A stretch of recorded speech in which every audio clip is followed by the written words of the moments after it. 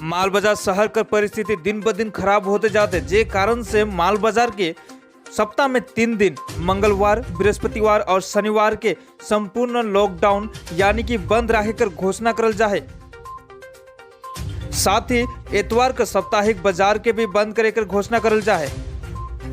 यह बीच में आज शनिचर के माल क्षेत्र कर जरूरी दुकान मन के छोड़ के बाकी सब दुकान पाट मने बंद रहे और साथ ही रास्ता बाट मन भी कई जगह सुनसान देखे के लिए मिलक।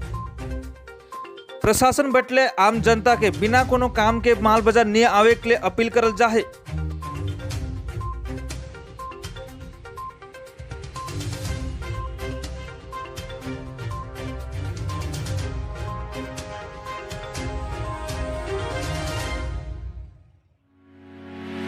अपने काम के मालिक आप खुद बने। आज ही वेलवेट पेंसिल बिजनेस शुरू करें।